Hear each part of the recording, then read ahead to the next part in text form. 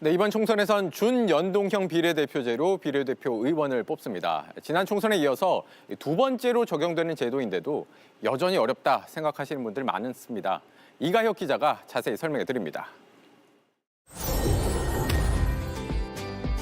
여러분이 행사한 소중한 한 표로 22대 국회의원도 지난 21대처럼 총 300명이 선출됩니다.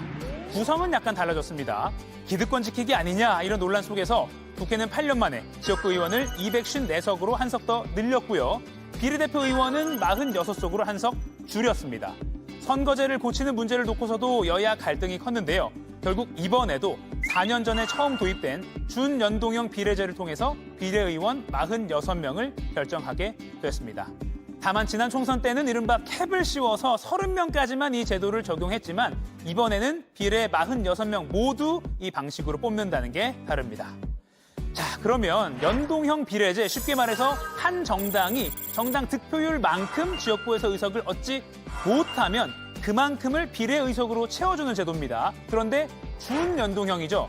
연동을 절반만, 그러니까 연동률을 50%로 해서 모자란 의석수의 절반만 채워주겠다는 겁니다.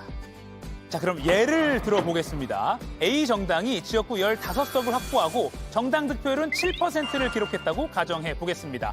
300석의 7%, 37, 21, 즉 정당 득표율만큼으로는 21석을 가져가야 하는데 A정당이 지역구에서 15석만 확보했으니까 21 빼기 15하면 6석이 모자란 거죠.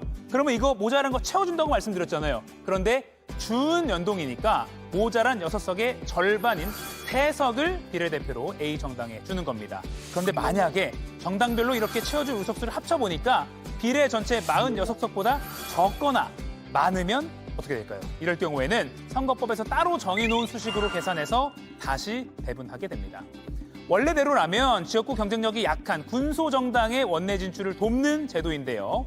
하지만 지난 총선에서 거대 양당이 비례 후보만 내는 이른바 위성정당을 만들면서 사실상 제도를 무력화시켰다는 비판 컸었죠. 이런 폐해를 막기 위해 선거제를 손질해야 한다는 목소리 계속 나왔지만 끝내 바뀐 것은 없고요. 결국 준연동형제 자체를 반대해왔던 국민의힘은 일찌감치 위성정당, 국민의 미래를 출범시켰고 이어 민주당 역시 범야권 위성정당, 더불어민주연합을 창당하며 맞대응했습니다. 이번에도 이렇게 거대 양당이 위성정당을 앞세워서 경쟁을 벌이는 사이 군소정당들 역시 자체 비례 후보를 내고 국민의 선택을 기다리고 있는데요. 비례대표 의석을 할당받으려면 3% 이상 득표해야 한다는 규정도 있습니다. 역대 최장 51.7cm 이 비례 투표용지에 적힌 38개 정당들의 성적은 어떨지 JTBC가 준비한 예측 조사 결과와 자세한 개표 상황을 함께 지켜보면서 확인해 보시죠.